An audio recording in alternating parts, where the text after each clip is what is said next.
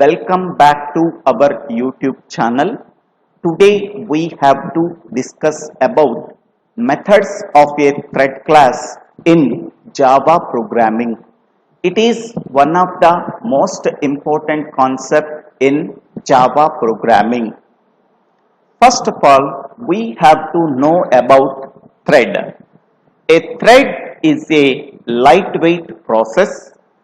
A thread is a separate independent part of the program. Suppose we are creating one program. That program can be divided into several number of subprograms.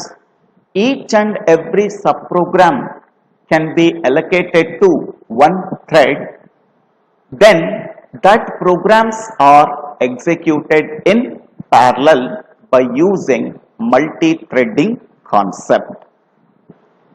A thread is a class. A thread class is available in java.lang package. A thread class contains the following 15 methods. Each and every method has a particular purpose.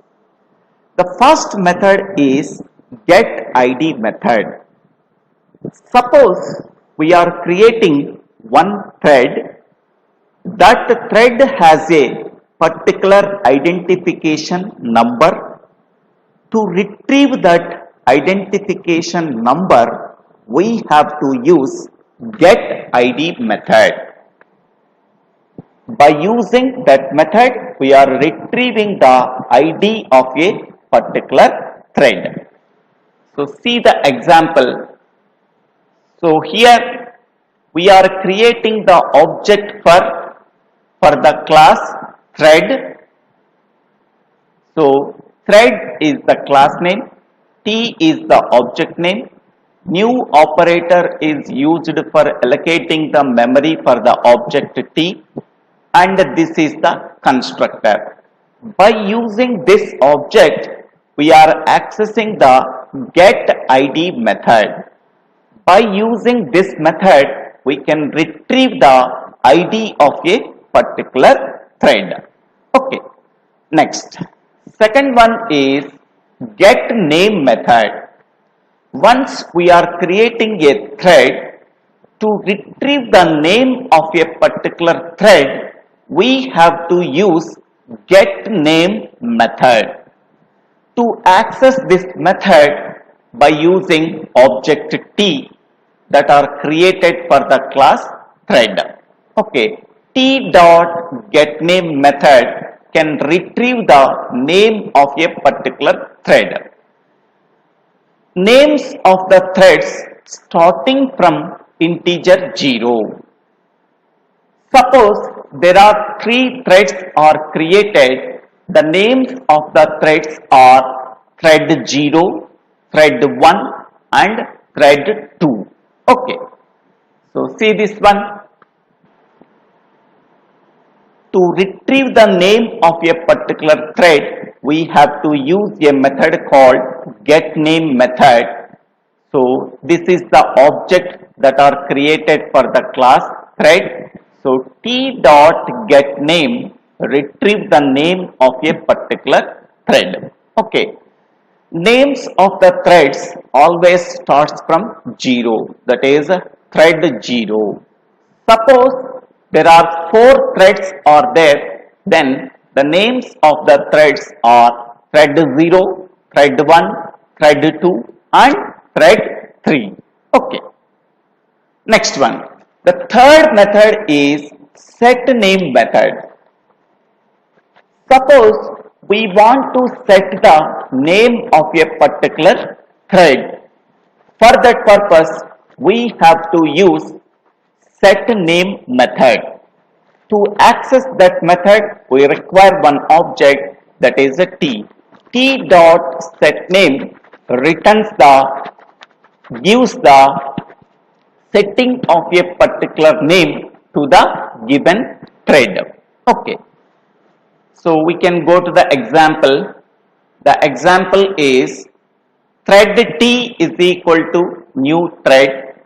system.out.println t.getName. Okay, once we are creating a thread, to retrieve the name of a particular thread, we have to use getName method. So t.getName method is used for retrieving the name of a particular thread. So the name of a particular thread is Srinu. Now we have to set the name of the particular thread as t.setName. Within the double quotes we are giving the thread name, that is Sai. Now we have to display the name of a particular thread. After setting the name is system.out.println t.setName, then it can display Sai. Okay, before setting the name of the thread is Srinu. After setting the name, then the name of the thread is Sai. Okay, next one. Fourth method is get priority method. To get the priority of a particular thread, we have to use one method called get priority method. The priority of a thread ranges from 1 to 10. 1 is the minimum priority of a thread. 5 is the normal priority of a thread. 10 is the maximum priority of a thread. The default priority of a thread is 5. Okay. So to retrieve the priority of a particular thread, we have to use the method called get priority method. To display the priority of a particular thread, we use t.getPriority method. So see this one.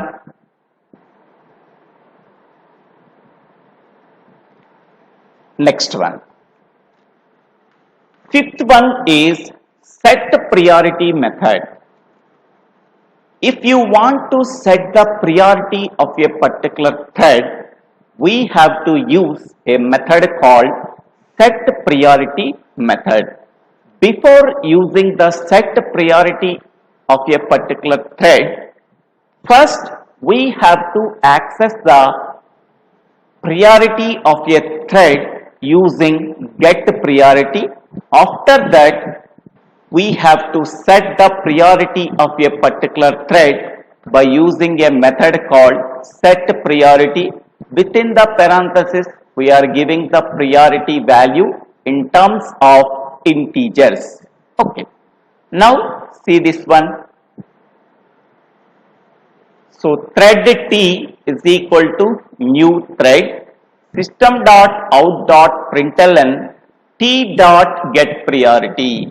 By using this method, we are retrieving the priority of a particular thread as 5.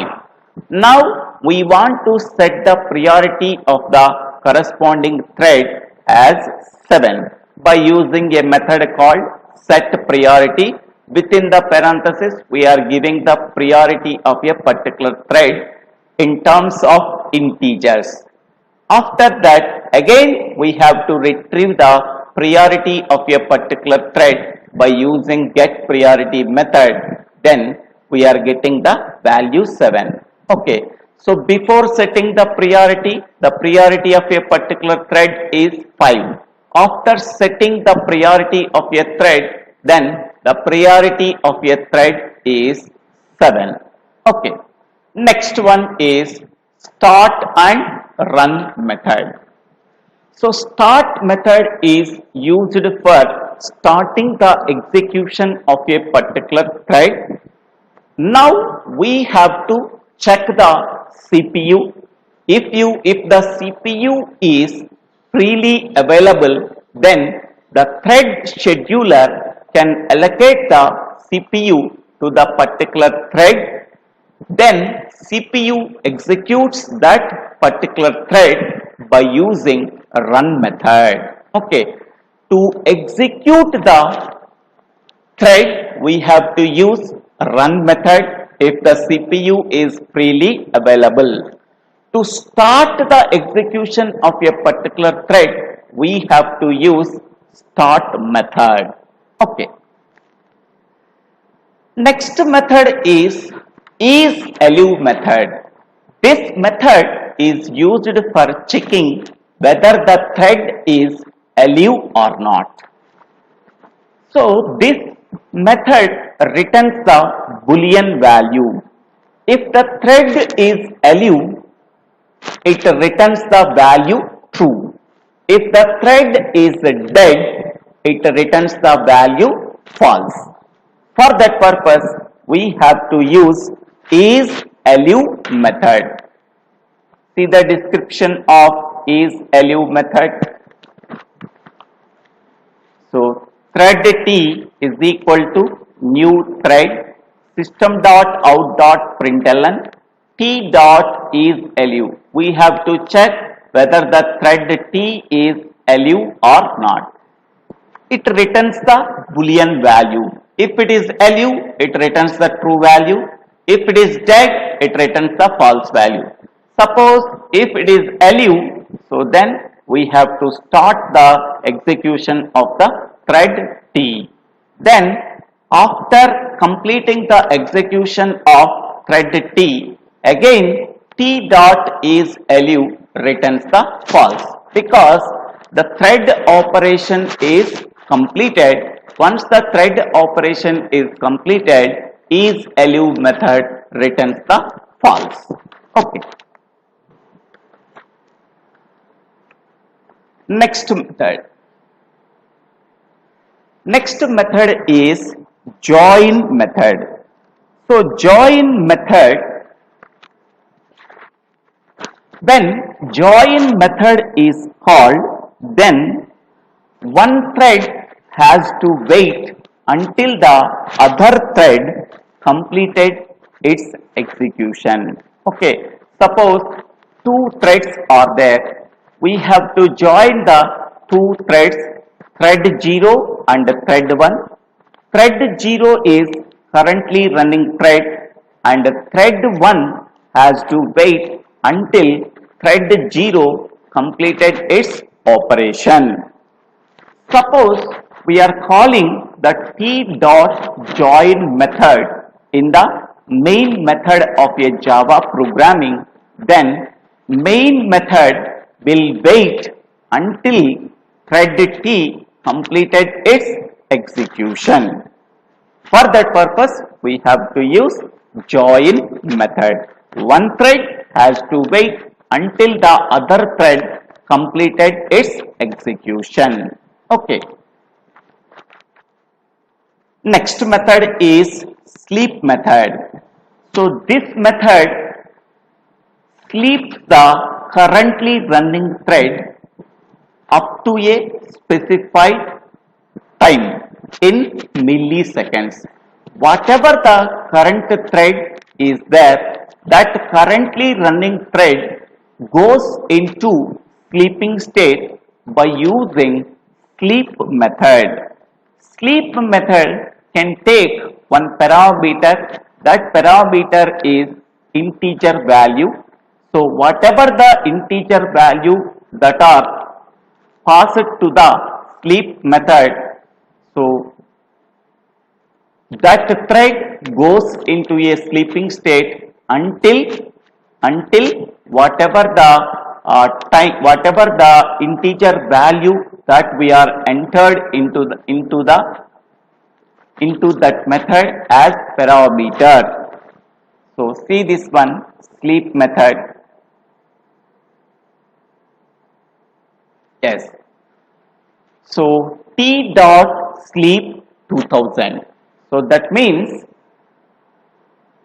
whatever the running thread is there, it moves the running thread into a sleeping state up to 2000 milliseconds. Okay, 2000 milliseconds is nothing but 2 seconds.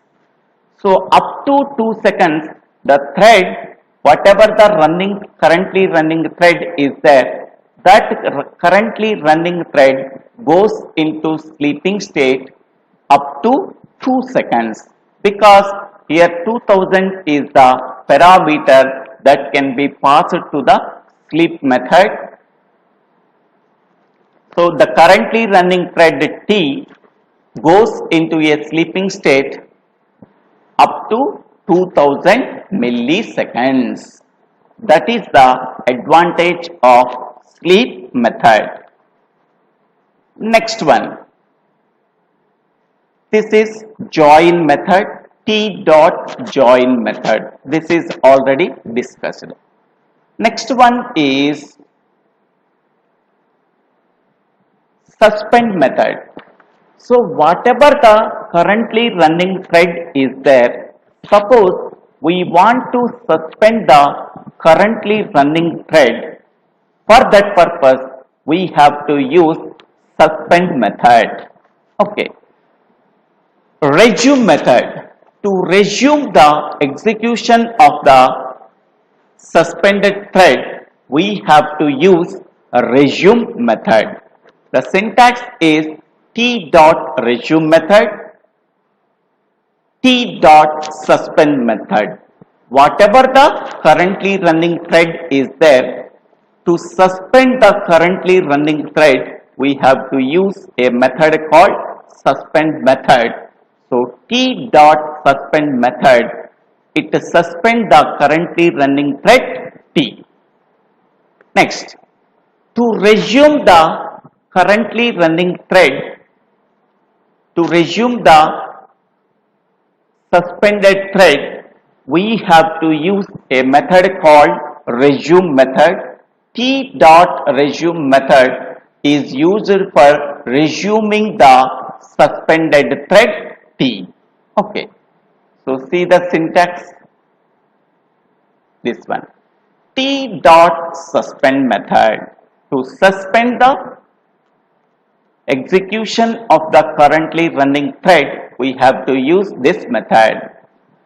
To resume the execution of the currently running thread, that suspended thread, we have to use a method called T dot resume method. Okay. Next one is notify method.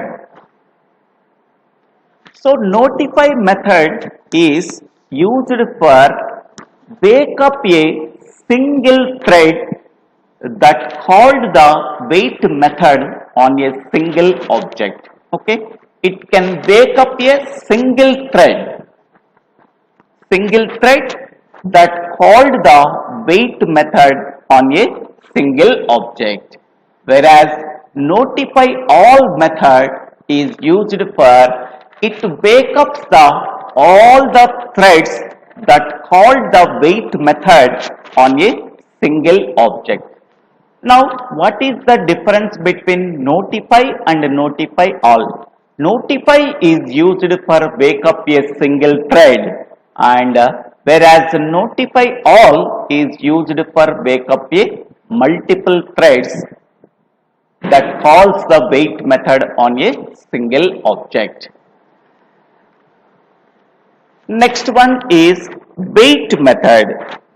So a thread goes into sleeping state until some other thread calls the notify method. Okay, until the other threads calls the notify method, this thread goes into a sleeping state.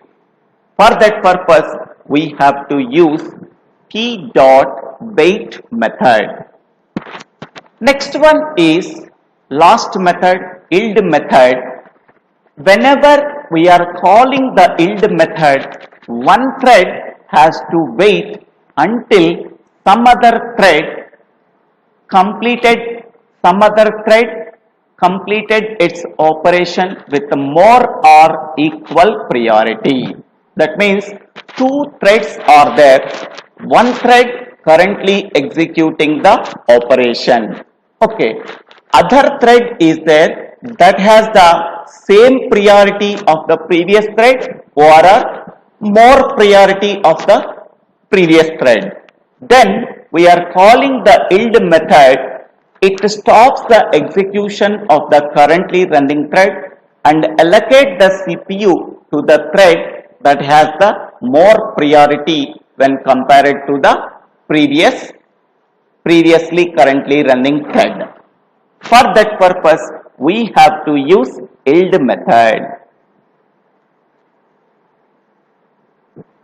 So, yield method stops the execution of the currently running thread and gives the control to some other thread with a more or equal priority. So, T dot yield method we are using for stopping the execution of the currently running thread and gives the CPU control to some other thread that has the more priority.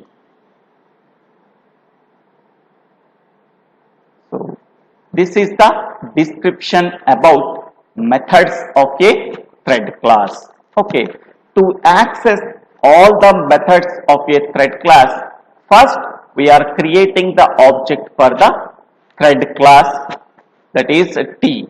By using this object, we can access all the methods of a thread class. So totally there are 15 methods are there. To access that 15 methods, we are using a object called T that are created for the class thread. Next, we can go for the sample program on methods of a thread class. In that sample program, I am using only up to 10 methods of a thread class.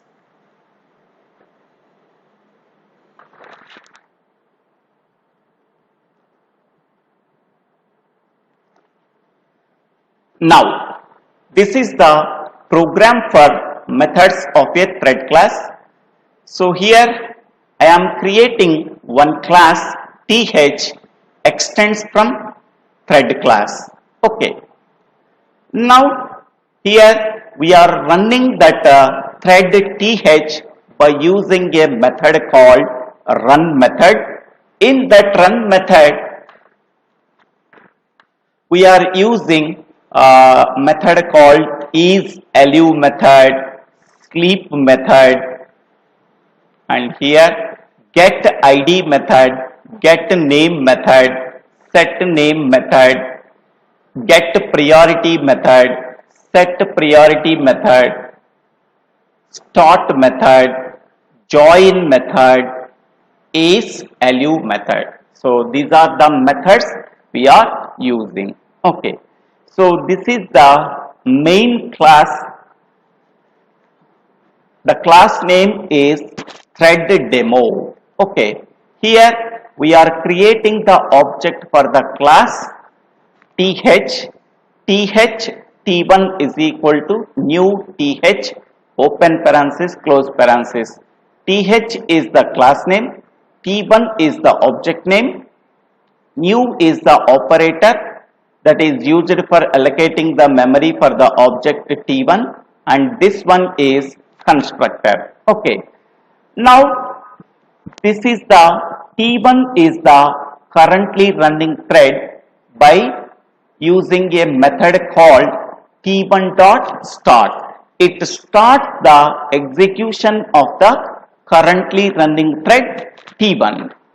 At that time, we have to access the ID of a particular thread by using this method T1.getID method.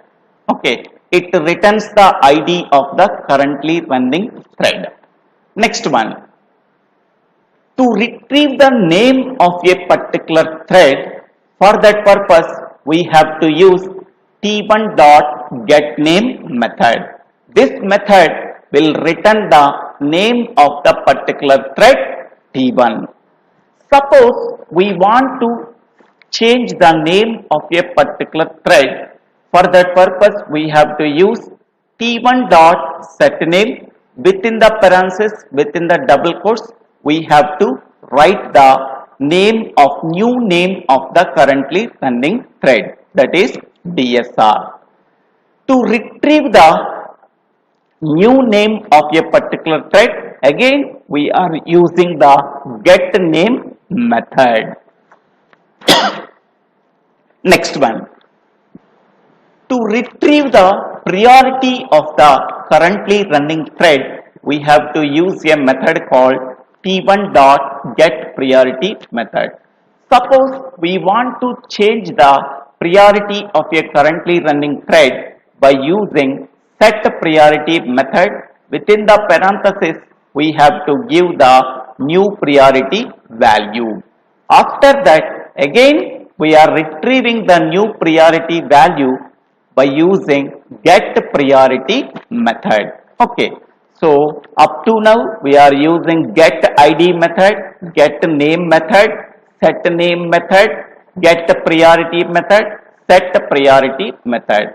Once we are starting the execution of the currently running thread T1 by using T1.start method, it implicitly calls the run method if the CPU is freely available. Then the control goes to the run method. In that run method, we have to print the even numbers 0 to 10. Okay, that even numbers are printed. Okay, for int I is equal to 0, I less than or equal to 10, I is equal to I plus 2. Okay, so to print the even numbers from 0 to 10 by using the thread T1, we have to implicitly call the run method by calling the start method. Okay. Next one. Suppose one thread is executing the even numbers from 0 to 10 whenever we are calling the other thread. So other thread, we are creating the another object T2 for the class TH. So first thread name is T1, second thread is T2. We have to join that two threads. For that purpose, we have to use join method. Join method can be used in try and catch blocks.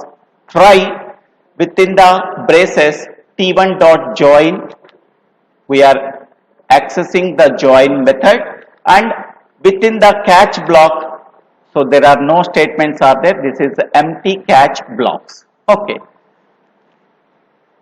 So currently running thread T1 is joined with other thread T2 by simply calling this method. Next one, so suppose we want to move the currently running thread into a sleeping state. For that purpose, we have to use sleep method. Currently running thread executing the even numbers from 0 to 10. Every time I value is incremented by 2.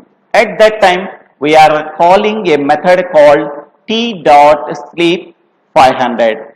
For every 500 milliseconds, this thread T goes into a sleeping state.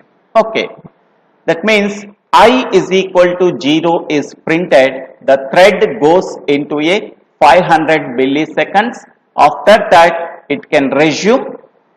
Then I value 2 is printed. Again, it can goes to the sleeping state up to 500 milliseconds. Then it can resume and display the output 4. Okay, this procedure is continued until I value is equal to 10. Here also catch block is empty.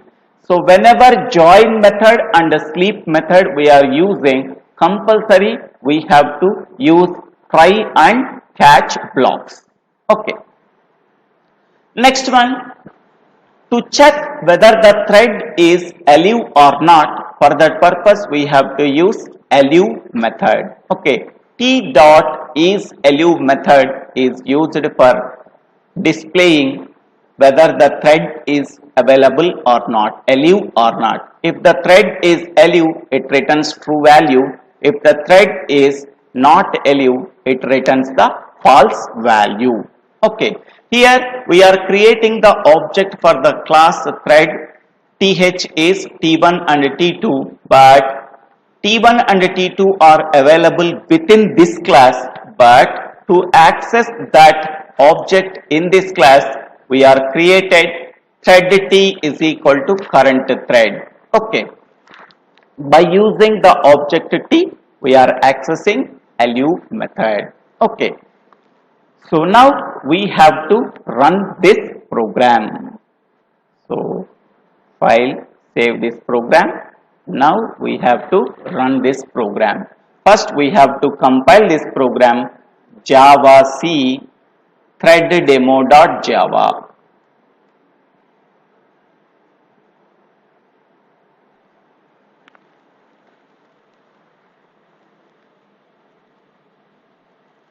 Press enter.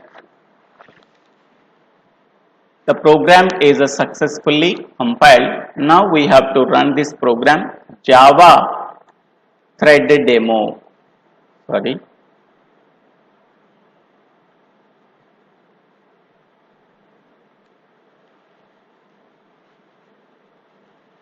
So see this one.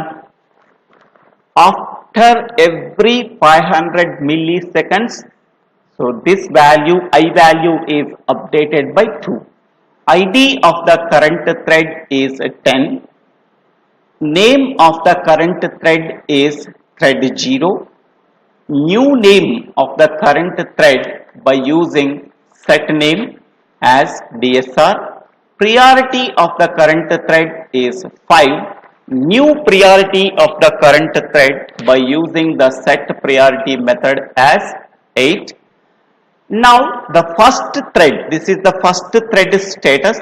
Status of a first thread is active, and now it can perform the operation. 0 is printed, after 500 milliseconds 2 is printed, after 500 milliseconds 4 is printed, after 500 milliseconds 6 is printed, after 500 milliseconds 8 is printed, after 500 milliseconds 10 is printed. Okay, so once the operation of the currently running thread, then status of the current thread is false. Now we are starting the execution of the second thread. This is the status of the second thread is true. Now it can perform the operation by printing 0, 2, 4, 6, 8, 10. Okay, once this operation is completed, status of the second thread is false. Okay, now I am changing small status of a first thread. First thread is alive, and this one is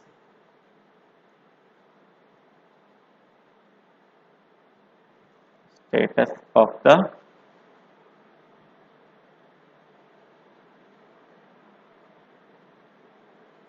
first thread.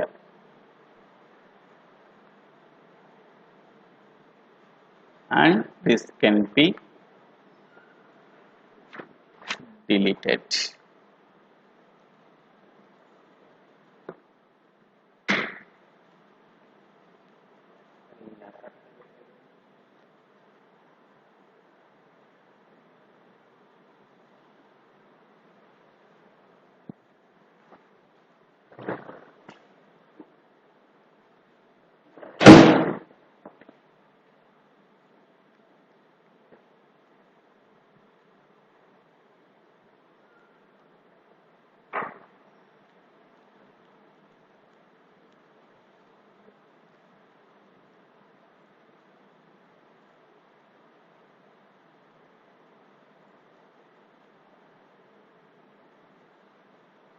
So this one, after every 500 milliseconds, the value I value is updated. Okay. So now this is the status of the first thread. Okay. This one is status of the second thread. Okay. So this is not first, this is the second. Okay. First thread status is true. It can perform the operation. Once the operation is completed for printing I value 0 to 10, every time I value is updated with 2. Okay. Then status of the first thread is false. Now the second thread starts its execution. Status of second thread is true. It can perform the operation of printing even numbers 0 to 10. Once this operation is completed, status of the second thread is false. So this is the output of this program. In this program, we are using up to 10 methods of a thread class. Okay. So thank you one and all for watching this video. If you really like this session, please forward this session to your friends and classmates. If you like this video, please click on the like button and click on the bell icon to get the future updates in my YouTube channel. After subscribing my YouTube channel, Divvela Srinivasa Rao. If you have any doubts, please put your doubts in the comment section. I will clarify your doubts. So don't forget to subscribe my YouTube channel, Divvela Srinivasa Rao. Thank you one and all for watching this video.